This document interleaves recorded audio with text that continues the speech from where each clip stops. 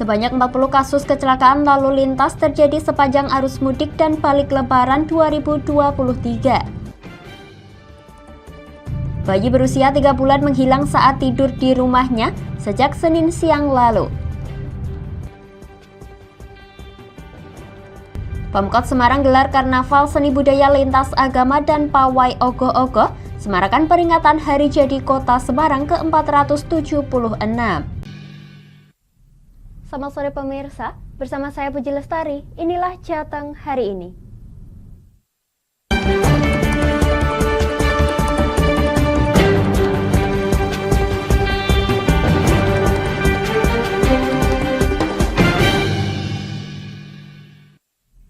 Pemirsa, bayi 3 bulan bernama Mazaya Keira Al-Naura menghilang saat tidur di rumahnya sejak Senin siang lalu. Sejumlah upaya telah ditempuh, namun putri kedua dari pasangan Muhammad Soleh Ika Saputra dan Dinda Putri Fitriani ini kini masih belum kembali ke pelukan mereka. Bulan apa berarti? Bulan Februari. Inilah rumah pasangan Soleh dan Dinda yang tinggal di Kampung Kauman, Kelurahan Pati Kidul, RT 4 RW 1, Kecamatan Pati Kota.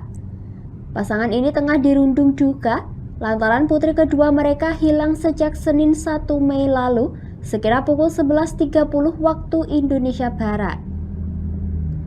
Mulanya Soleh menidurkan Naura di rumah. Setelah Naura tertidur, pihaknya kemudian menidurkan anak pertama mereka dengan cara berkeliling atau diangin-anginkan. Lantaran memang kebiasaan anak pertama mereka sebelum tidur memang demikian. Setelah itu Dinda yang berjualan es di gang dekat rumahnya menyempatkan pulang ke rumah. Namun sesampainya di rumah didapati pintu samping rumahnya terbuka dan rumah dalam keadaan kosong. Setelah itu Soleh bersama anak pertamanya tiba di rumah dan Dinda lanjut menanyakan keberadaan Naura, namun justru Soleh tak mengetahuinya. Atas kejadian tersebut, Dinda dan Soleh kemudian melapor kepada RT, RW, dan Babin Kaptipmas Pati Kidul dan juga telah melapor ke Polsek Pati Kota untuk mencari keberadaan putrinya. Lapor polisi ya, Pak? Nggih, sampun langsung lapor polisi niku, langsung ke PRW, langsung dilapor ke polisi niku. Terus nggih wonten niku, nggih wonten wong-wong ngoten pinter niku nek gak yaine kula ngoten niku pun ditangkleti. Ini juga apa dari kiainya Mbak, nyebar-nyebar. Nggih, kalau katane makhluk halus kalau pun nek niki pun diwacake niki ayat kursi niku ping 110 kali niki. Kalau nanti jam 10 jam 11 dereng ndak ada muncul lah, berarti itu udah pasti orang katanya. Ndak mungkin kalau makhluk halus. Soalnya pun dari malam sampai pagi hari itu sudah Yasin itu sampai 41 kali. Pihaknya kini masih berupaya mencari putri kecilnya. Selain melapor, pihaknya dan Soleh telah membaca surat Yasin sebanyak 41 kali pada Senin malam. Kemudian pada Selasa 2 Mei pagi, dilanjutkan dengan menabur atap rumahnya dengan beras yang dicampur kunyit dan garam kasar yang telah dibacakan ayat kursi sebanyak 110 kali. Hal ini merupakan petua dari kiai yang berasal dari Pekalongan. Jika pada Selasa sekira pukul 10 hingga 11 belum muncul, dipastikan diambil orang bukan makhluk halus. Bersamaan dengan hal tersebut, Kapolsek Pati Kota Ibtu Heru Purnomo bersama jajaran Forkom Pimcam juga turut mendatangi rumah korban untuk melakukan penyelidikan. Tentunya melakukan upaya mendatangi TKP untuk mengetahui sejauh mana kebenaran fakta tersebut. Kemudian setelah itu juga memintai keterangan saksi-saksi yang ada. Kemudian tadi malam sekitar pukul 19.00 dari pihak orang tua atau korban menyampaikan aduan secara resmi ke Polsek Pati terkait dengan dugaan kehilangan putrinya atau balita yang berusia 3 bulan. Jadi informasi tersebut benar adanya. Kini pihak kepolisian masih mengumpulkan bukti-bukti dari para saksi mengenai apakah kasus tersebut merupakan kasus penculikan atau bukan, dan kasus ini kini masih dalam tahap penyelidikan lebih lanjut. Dari Pati, Mutia Parasti, Lingkar TV melaporkan. Pemirsa, Kapolda Jawa Tengah Irjen Pol Ahmad Lutfi mengungkapkan operasi ketupat Candi 2023 berjalan dengan sukses. Hal ini terbukti dari penurunan angka kecelakaan lalu lintas di Jawa Tengah pada periode tersebut.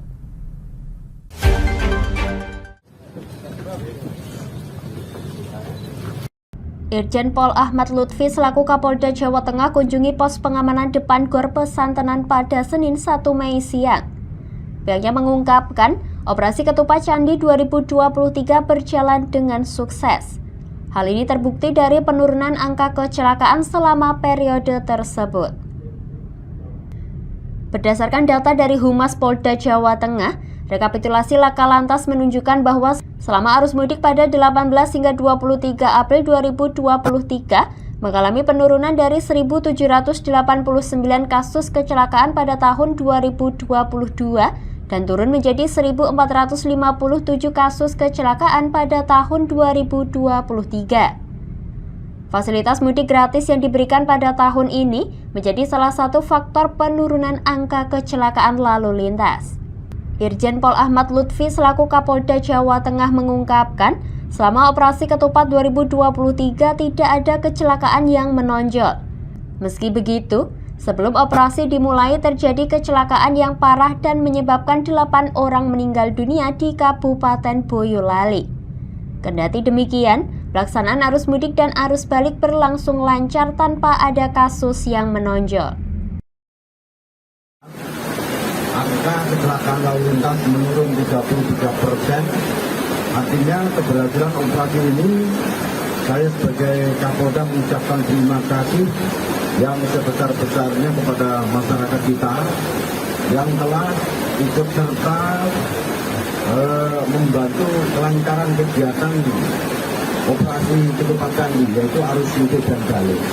Dan ini semua atas kesadaran masyarakat yang di jalan, di tempat-tempat wisata selalu mematuhi arahan tugas. Dalam hal ini pihaknya menambahkan, jumlah pemudik di Jawa Tengah mengalami kenaikan hingga 300%. Pada tahun ini, sejumlah 1.720 kendaraan yang membawa sekitar 4.600.000 masyarakat dan melakukan mudik ke Jawa Tengah. Dari Pati, Mutia Parasti, Lingkar TV melaporkan. Pemirsa, Satlantas Polresta Solo mencatat 40 kasus kecelakaan lalu lintas terjadi sepanjang arus mudik dan balik Lebaran 2023. Dalam kasus ini sebanyak 43 orang menjadi korban dan 1 dinyatakan meninggal dunia akibat kecelakaan lalu lintas. Saat ini juga arus lalu lintas masih terkendali dan Inilah puluhan kendaraan roda 2 yang diamankan di Satlantas Polresta Solo usai terlibat kecelakaan lalu lintas selama arus mudik dan balik Lebaran 2023. Kasat Lantas Polresta Solo Kompol Agus Yudiawan mengungkapkan, selama mudik dan Lebaran 2023 telah terjadi 40 kasus kecelakaan lalu lintas dengan jumlah korban mencapai 43 orang. Selain itu, Kasat Lantas juga menjelaskan bahwa kecelakaan yang terjadi didominasi kendaraan roda 2. Di mana hal itu terjadi akibat kelalaian pengendara karena melanggar rambu dan tidak menggunakan perlengkapan berkendara. di wilayah Surakarta ada 40 kejadian laka lantas, di mana dari 40 kejadian itu ada 43 korban mengalami luka ringan dan 1 mengalami MD atau meninggal dunia. Kemudian terkait dengan laka-laka tersebut didominasi dari kendaraan SPM roda 2 dan sekitar ada data ada 51 unit. Kemudian yang dari mobil penumpang atau minibus itu ada 12 jenis KPM.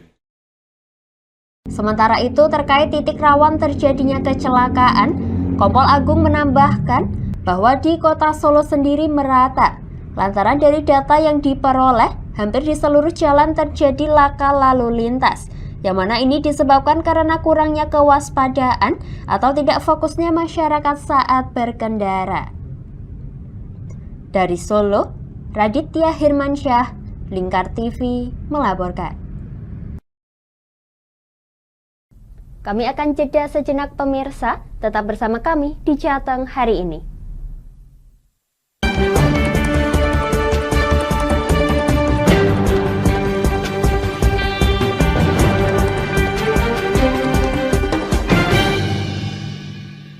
Berpuluh-puluh tahun kita bangsa Indonesia telah berjuang untuk kemerdekaan tanah air kita.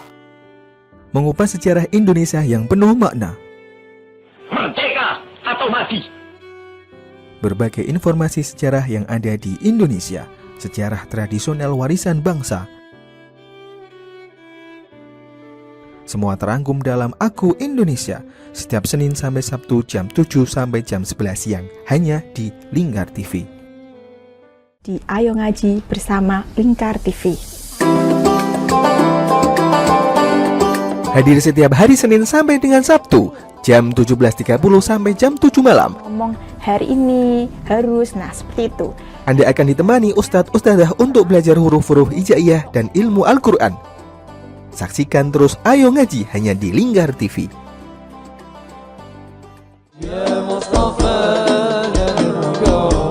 Sirami rohani dengan majelis-majelis penyejuk hati, sajian tayangan hiburan dengan lagu-lagu Islami dan dakwah. Halal, bersih, dimakan maka hasilnya akan bagus. Kami hadir dalam Majelis Nusantara setiap hari pukul 7 malam sampai jam 12 malam hanya di Lingkar TV.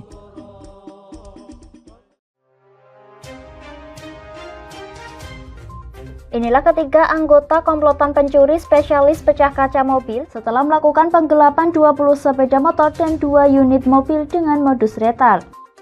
Merangkum semua peristiwa sebagai berita yang penuh fakta. Bersama Puji Lestari, inilah Jateng hari ini setiap Senin hingga Sabtu jam 5 sore hanya di Lingkar TV.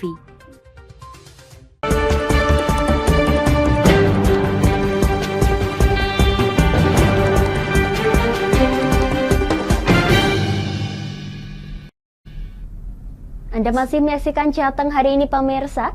Peringatan Hari Buruh di Kota Semarang mendapat pengawasan dari Bawaslu Kota Semarang. Pengawasan dilakukan terkait ada tidaknya unsur kampanye atau pemenangan salah satu peserta pemilu. Dalam hal ini adalah Partai Buruh.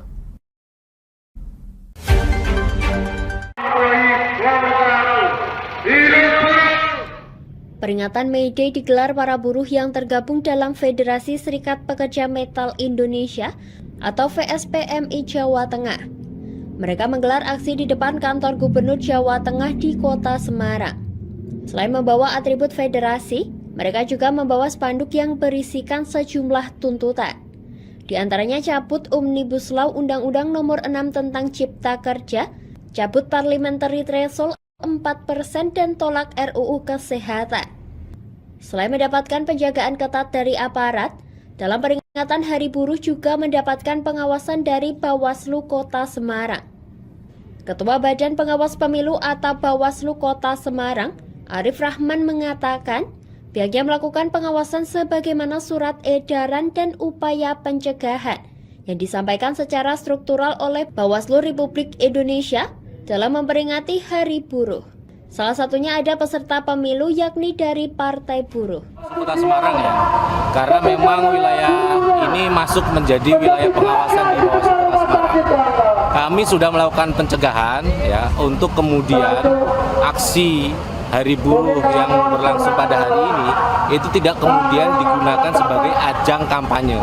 Nah, konteks kampanye ini lebih kepada orasi terkait dengan ajakan memilih, memenangkan partai politik tertentu pada pemilu tahun 2024 nanti. Pada peringatan Hari Buruh, Bawaslu memfokuskan pada pengawasan potensi pelanggaran yang mengarah pada ajakan kampanye pemenangan parpol untuk pemilu tahun 2024. Sebelumnya Bawaslu juga telah berkoordinasi dengan Kejaksaan dan Polri sebab Jika ada unsur pidana, maka yang menangani adalah Sentara Penegak Hukum Terpadu terkait. Dari Semarang, Henufan, Lingkar TV melaporkan.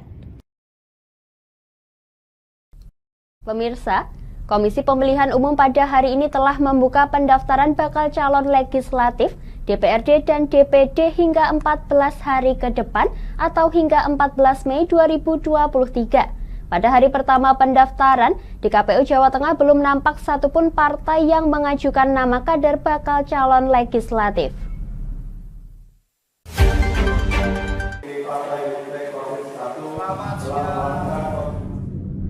KPU Jawa Tengah memastikan kesiapan pada pendaftaran bakal calon legislatif selama 14 hari ke depan, dimulai pada tanggal 1 Mei hingga 14 Mei mendatang. Baik registrasi pendaftaran hingga penyerahan daftar nama calon legislatif yang diajukan oleh parpol. Dari hari pertama pendaftaran calon legislatif untuk pemilihan umum 2024, Gedung Komisi Pemilihan Umum Jawa Tengah di Jalan Veteran Semarang terlihat masih sepi. Belum ada satupun partai politik yang mengkonfirmasi dan mengajukan nama kader mereka yang akan diajukan sebagai bakal calon legislatif. Meski sudah dibuka sejak pukul 8 pagi hingga 12 siang, tak terlihat satupun caleg yang mendaftar ke KPU Jawa Tengah. Namun petugas KPU telah bersiap dengan peralatan untuk keperluan pendaftaran caleg. Belum ada, jadi sampai kita kemarin sudah melakukan sosialisasi termasuk bintek, tapi sampai detik ini belum ada yang berkomunikasi akan mendaftar pada hari ini. Untuk waktu dekat sendiri yang mau belum ada, belum ada. Jadi kemungkinan nanti di pertengahan karena ada dokumen-dokumen yang harus diurus melibatkan pihak luar. Yang pertama tentu legalisasi ijazah itu kan melibatkan pihak luar. Lalu surat keterangan dari pengadilan negeri yang berisi bahwa pernyataan tidak pernah dijatuhi pidana penjara karena melakukan perbuatan yang ancaman hukumannya 5 tahun atau lebih. Nah, surat itu diurus salah satu syaratnya adalah SKCK. Nah, ini yang kawan-kawan bakal calon anggota DPD masih ke sana. Lalu yang ketiga adalah surat kesehatan jasmani, rohani dan bebas dari penyalahgunaan narkoba. Ini kan di rumah sakit pemerintah dan di BNN, BNK, BNP. Ini masih berproses, kawan-kawan. Selama proses pendaftaran calon legislatif, Bawaslu Provinsi Jawa Tengah pun berharap dalam proses nantinya dapat berjalan dengan baik. Tentu melakukan pengawasan terhadap tahapan pemilu yang hari ini sudah dibuka, yaitu pengajuan bakal calon DPRD Provinsi dan juga bakal calon DPD Provinsi Jawa Tengah. Bawaslu hadir untuk memastikan KPU sudah melakukan tahapan ini sesuai dengan ketentuan yang ada.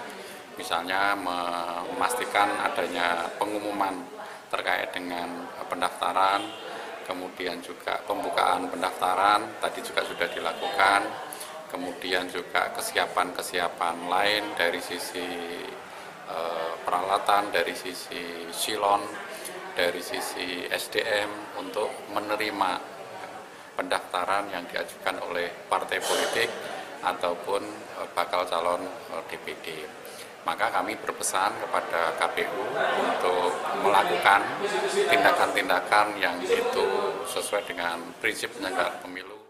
Berdasarkan pengumuman dari KPU, pendaftaran calon anggota DPR, DPRD dan DPD dilaksanakan selama 14 hari. KPU akan melayani mulai pukul 8 pagi hingga 12 siang. Sementara untuk tanggal 14 Mei, KPU akan melayani pendaftaran mulai pukul 8 pagi hingga pukul 3 sore. Dari Semarang, Henufan, Lingkar TV melaporkan.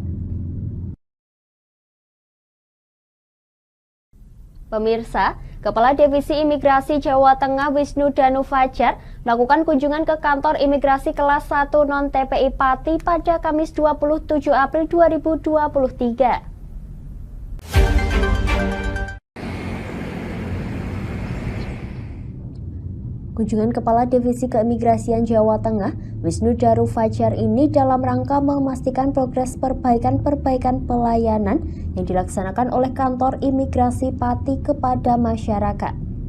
Dalam hal ini, Wisnu memastikan bahwa kantor imigrasi kelas 1 non-TPI Karasidenan Pati telah berjalan sesuai dengan standar operasional prosedur atau SOP yang telah ditentukan.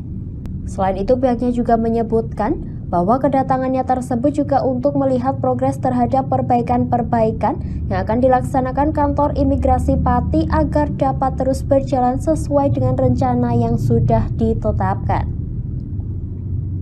Wisnu juga memberikan saran untuk kantor imigrasi kelas 1 non-TPI Karasidenan Pati untuk melakukan perbaikan dalam pelayanan dokumen-dokumen keimigrasian supaya lebih mudah diakses oleh masyarakat, termasuk inovasi-inovasi yang harus dilakukan oleh jajaran kantor imigrasi Pati. Setelah usai melaksanakan cuti bersama, ya, tentunya saya memastikan untuk pelayanan yang berjalan di Kanim Pati itu berjalan sesuai dengan SOP yang ada. Untuk memastikan juga progres terhadap perbaikan-perbaikan yang akan dilaksanakan oleh kantor imigrasi Pati, progres tersebut agar bisa berjalan sesuai dengan rencana yang sudah ditetapkan. Kita ketahui Kanim Pati ini Kanim yang sudah merupakan kantor UPT yang menyandang status sebagai wilayah bebas dari korupsi yang kemungkinan tahun ini terus berjuang untuk mendapatkan predikat wilayah birokrasi bersih dan melayani. Itu perlu upaya-upaya yang signifikan. Saya di sini hanya menjamin bahwa upaya untuk ke arah tersebut, upaya ke arah perbaikan tersebut berjalan dengan baik. Itu saja. Selain melakukan pantauan pelayanan, Wisnu beserta rombongan juga berniat untuk bersilaturahmi dengan para staf dan jajaran kantor imigrasi Pati, lantaran masih dalam suasana Hari Raya Idul Fitri 1444 Hijriah. Seperti diketahui, kantor unit imigrasi Pati ini merupakan UPT yang menyandang status wilayah yang bebas dari korupsi. Hal ini memungkinkan bahwa tahun ini kantor imigrasi Pati terus berjuang untuk mendapatkan predikat wilayah birokrasi bersih dan melayani atau WBBM. Wisnu pun bermaksud untuk menjamin agar upaya ke arah tersebut dapat tercapai. Dari Pati, tim Lingkar TV melaporkan.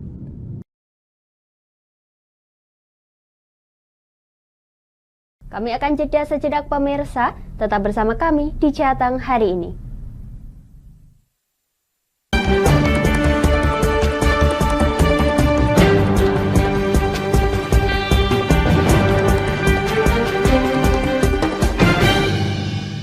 Berpuluh-puluh tahun kita bangsa Indonesia telah berjuang untuk kemerdekaan tanah air kita. Mengupas sejarah Indonesia yang penuh makna. Merdeka atau mati. Berbagai informasi sejarah yang ada di Indonesia, sejarah tradisional warisan bangsa. Semua terangkum dalam Aku Indonesia, setiap Senin sampai Sabtu jam 7 sampai jam 11 siang, hanya di Lingkar TV. Di Ayo Ngaji bersama Lingkar TV. Hadir setiap hari Senin sampai dengan Sabtu, jam 17.30 sampai jam 7 malam. Ngomong hari ini harus, nah seperti itu. Anda akan ditemani ustadz-ustadzah untuk belajar huruf-huruf hijaiyah dan ilmu Al-Quran. Saksikan terus Ayo Ngaji hanya di Lingkar TV.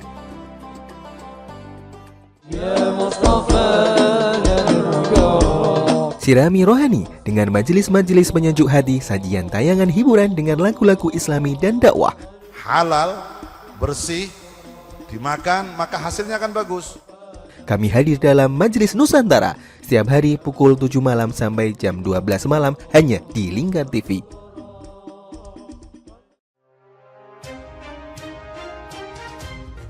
Inilah ketiga anggota komplotan pencuri spesialis pecah kaca mobil setelah melakukan penggelapan 20 sepeda motor dan 2 unit mobil dengan modus retard. merangkum semua peristiwa sebagai berita yang penuh fakta.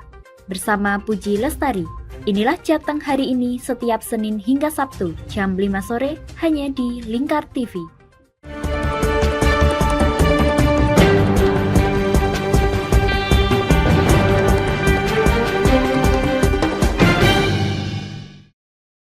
Anda masih menyaksikan Jateng hari ini pemirsa. Lingkar Media Group menggelar halal bihalal antar karyawan yang dilaksanakan di Mountain Lake Resto Kudus pada Sabtu 29 April 2023 lalu. Acara yang sudah menjadi agenda tahunan Lingkar Media Group ini digelar untuk menjalin keakraban antar karyawan dari berbagai divisi dan berbagai daerah. Assalamualaikum warahmatullahi wabarakatuh. Halal bihalal adalah tradisi di Indonesia yang biasa digelar di bulan Syawal. Tak ketinggalan, keluarga besar Lingkar Media Group pun turut mengadakan halal bihalal yang digelar di Mountain Lake Resto Kudus pada Sabtu 29 April 2023 lalu. Sudah menjadi agenda tahunan bagi Lingkar Media Group untuk menggelar halal bihalal usai Hari Raya Idul Fitri berlangsung. Momentum tersebut diselenggarakan dan diwajibkan bagi karyawan Lingkar Media Group sebagai wadah melebur dosa jika dalam berinteraksi terjadi salah kata atau gesekan yang dapat menimbulkan noda dalam hati. Selain itu, momen halal bihalal juga digunakan oleh Lingkar Media Group untuk menjalin keakraban antar karyawan dari berbagai divisi dan berbagai daerah. Tak lupa ada pula motivasi dan hiburan untuk menghangatkan jiwa. Ketua Panitia Halal Bihalal sekaligus pemimpin redaksi Koran Lingkar dan Lingkar TV, Nailin RA mengatakan bahwa kunci dalam bekerja adalah niatan untuk ibadah, sehingga apapun hasilnya atas ridho Allah Ta'ala. Akhir kata, saya memiliki 3 mantra kehidupan yang menjadi pegangan saya sejak SMA dan insya Allah sampai sekarang. Itu bisa dicatat, siapa tahu juga bisa menjadi pegangan dan mantra kehidupan bagi kalian apabila kalian merasa rapuh dan goyah. Yang pertama, manjada wajada, artinya siapa yang bersungguh-sungguh dia akan berhasil, insya Allah atas izin Allah. Yang kedua, mansobaro zahira, siapa yang bersabar dia akan beruntung. Terutama dalam melewati setiap ujian memang harus bersabar, insya Allah akan beruntung, hasilnya akan manis walaupun mungkin di ujung. Yang ketiga yaitu man yasro yahsud, artinya siapa yang menanam dia akan menuai. Jadi kalau tidak menanam jangan berharap akan memanen. Dalam kesempatan tersebut, Direktur Utama Lingkar Media Group, Rumilah menyampaikan permintaan maaf kepada seluruh karyawan. Dirinya pun berpesan supaya seluruh karyawan bisa selalu bersyukur dan tak bosan untuk saling mengingatkan. Iki pesan kali lari-lari.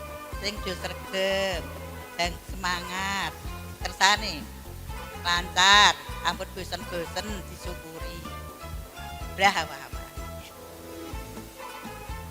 Jujur, temen, amanah, insya Allah.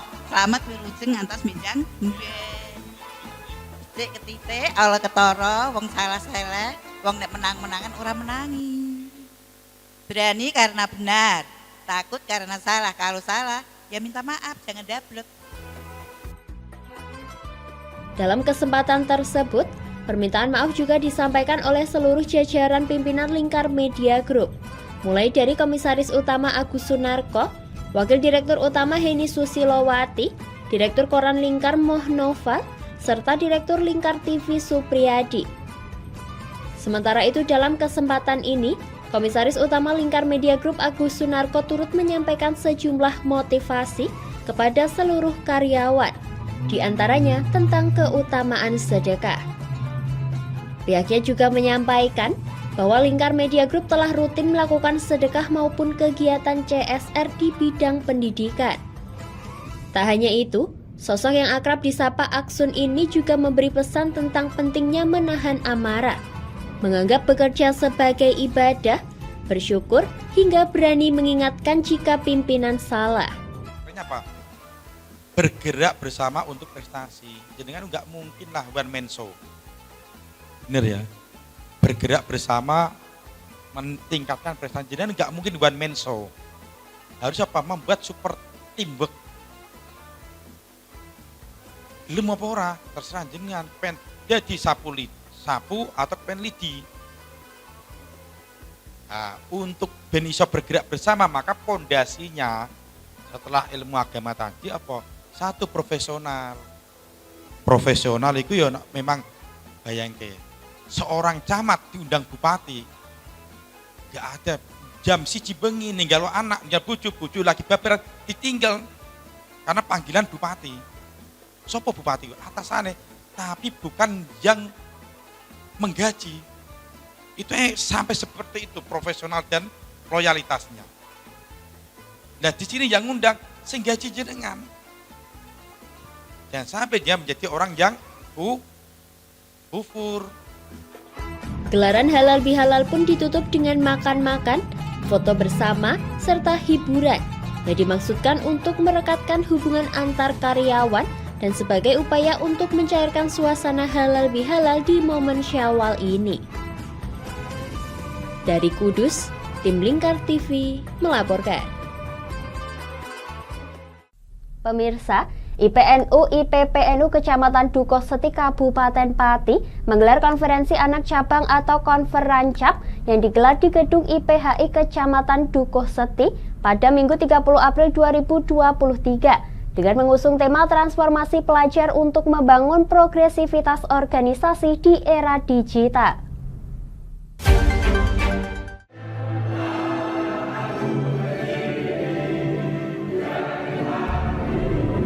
Gelaran konferensi anak cabang atau konferancap yang merupakan agenda 2 tahun sekali ini dilaksanakan dalam rangka untuk reorganisasi pengurus pada setiap periodenya. Dalam konferensi yang digelar di gedung IPHI Kecamatan Dukuh Seti pada Minggu 30 Maret 2023 ini, Rois Syuriah NU Dukuh Seti, Kiai Muslim As-Salami hadir, beserta Ketua Tanfidziyah NU Dukuh Seti, Kiai Haji Fuad Abdillah, perwakilan dari seluruh Badan Otonom NU dan Karang Taruna Dukuh Seti, PAC se-KW Danantayu dan pengurus IPPNU se-Kecamatan Dukuh Seti. Dalam sambutannya, Ketua Tanfidziyah NU Dukuh Seti Kiai Fuad Abdillah mengingatkan agar kader IPNU IPPNU menjadi generasi yang kreatif, inovatif, pemberani sekaligus memiliki sifat jiwa kepemimpinan yang dekat dengan akhlakul karimah. Sementara itu, Ketua PAC IPNU Dukuh Seti, M. Lailun Najiah mengatakan, dalam 2 tahun kepemimpinannya, IPNU Dukuh Seti telah menyelenggarakan program-program organisasi dengan baik. Salah satunya adalah latihan kader muda atau lakmud. Dalam hal ini pihaknya berharap ke depan ketua yang terpilih untuk memimpin IPNU dan IPPNU di Dukuh Seti dapat melanjutkan program-program yang sudah pengurus lama bangun, serta dapat tetap membangun sinergisitas dengan seluruh stakeholder yang ada di Kecamatan Dukuh Seti tanpa meninggalkan jiwa pelajar NU di Kecamatan Dukuh Seti. Kami dari pimpinan anak cabang IPNU IPPNU Kecamatan Dukuh Seti menyelenggarakan kegiatan konferensi anak cabang, di mana ini adalah agenda setiap 2 tahun sekali, yaitu untuk reorganisasi pengurus pada setiap periodenya. Dan acara pada siang hari ini dihadiri oleh pimpinan cabang IPNU IPPNU Kabupaten Pati, kemudian dan juga Karang Taruna, juga dengan Nahdlatul Ulama beserta dari badan-badan otonomnya, dan juga kami mengundang rekan-rekan kita atau pengurus IPNU IPPNU se-Kecamatan Dukuh Seti. Dan untuk harapan kedepannya, setelah nanti acara ini selesai, ketua baru yang terpilih untuk memimpin IPNU dan IPPNU di Kecamatan Dukuh Seti supaya melanjutkan program-program yang telah kami bangun dan tetap menjalin sinergitas dengan seluruh stakeholder yang ada di Kecamatan Dukuh Seti tanpa meninggalkan jiwa pelajar NU di Kecamatan Dukuh Seti. Sementara itu, hasil dari konferancap tersebut, kedudukan Lailun Najiah sebagai Ketua PC IPNU Dukuh Seti digantikan oleh Muhrendi Abinawa. Sedangkan untuk Ketua PAC IPPNU Dukuh Seti, kedudukan Zulfi Andriani digantikan oleh Rismaya Nurun Nafia. keduanya akan memimpin untuk masa khidmat tahun 2023 hingga 2025. Dari Pati, tim Lingkar TV melaporkan. Pemirsa, semarakan peringatan Hari Jadi Kota Semarang ke-476, pemerintah Kota Semarang bersama dengan Forum Lintas Agama menggelar Karnaval Seni Budaya Lintas Agama dan Pawai Ogoh-Ogoh. Selain untuk membangkitkan wisata di Kota Semarang pasca pandemi COVID-19, karnaval ini juga salah satu upaya untuk mewujudkan sikap toleransi dalam beragama dan berbudaya.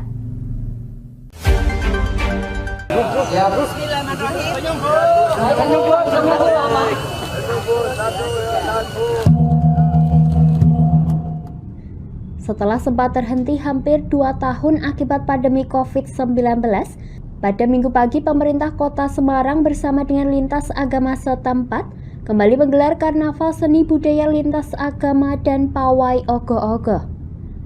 Pawai yang diikuti dari berbagai suku dan agama di Indonesia ini menjadi daya tarik warga Kota Semarang untuk menyaksikan ogoh-ogoh raksasa yang didatangkan langsung dari Bali. Ribuan warga Semarang tampak tumpah ruah di sepanjang Jalan Pemuda hingga Simpang 5. Mereka antusias melihat iring-iringan festival seni budaya lintas agama dan pawai ogoh-ogoh bersama penampilan beberapa lintas agama dan suku yang ikut dalam pawai ini. Mendukung, dan ini sebaliknya pada saat kegiatan-kegiatan yang lain dari PHDI dan seluruh keluarga besar masyarakat Hindu juga ikut serta di dalam kegiatan, sehingga ini mungkin merupakan salah satu kota yang kita menjunjung, sehingga tadi sampaikan bahwa harmonisasi kemudian juga pluralismenya kita jaga, dan tentu merupakan ini adalah sebagai landasan. Kalau kita masyarakatnya guyup, rukun, bergotong royong dan bergerak bersama, tentu Kota Semarang khususnya ini akan juga semakin memberikan kesejahteraan juga akhirnya kepada masyarakat. Nengah Wirta Darmayana, selaku Ketua PHDI Kota Semarang mengungkapkan bahwa event tahunan yang dilakukan bersama dengan umat Hindu Kota Semarang ini rencananya akan terus dikembangkan menjadi lebih besar dengan menggandeng seluruh komunitas atau penggiat seni di Kota Semarang. Kita tingkatkan kerukunan antar umat beragama melalui Karnaval Seni Budaya Lintas Agama dan Pawai Ogoh-Ogoh. Membangun keragaman, membangun kerukunan, ya, saya ulangi, membangun kerukunan melalui Karnaval Seni Budaya Lintas Agama dan Pawai Ogoh-Ogoh. Itu temanya. Harapannya kegiatan Karnaval Seni Budaya dan Pawai Ogoh-Ogoh ini ada 3, yaitu yang pertama kita membangun kerukunan antar umat beragama di Kota Semarang. Itu yang pertama. Kemudian yang kedua, ini adalah merupakan ajang memantik bagi para penggiat seni di Kota Semarang. Karena Kota Semarang tidak punya ciri khas seni tersendiri gitu. Dengan adanya kegiatan-kegiatan seperti ini, siapa tahu penggiat-penggiat seni itu nanti akan tercipta seni baru yang merupakan khas seni kota yang ada di Kota Semarang, Pak. Menurutnya, kegiatan tahunan yang diadakan pemerintah Kota Semarang ini selain sebagai wujud untuk mempersatukan warga dalam perbedaan suku, agama maupun ras, juga sebagai ikon baru dalam membangkitkan wisata di Kota Semarang pasca pandemi COVID-19. Dalam hal ini, pemerintah Kota Semarang akan terus mengembangkan potensi kegiatan yang dijadikan sebagai ikon wisata baru di Kota Semarang. Pasalnya, dengan banyaknya kegiatan yang menggandeng seluruh umat beragama, diyakini akan bisa memberikan edukasi bagi masyarakat. Dari Semarang, Hendufan, Lingkar TV melaporkan. Demikian Jateng hari ini, saya Puji Lestari dan seluruh kru yang bertugas mengucapkan terima kasih atas kebersamaan Anda. Selamat sore dan sampai jumpa.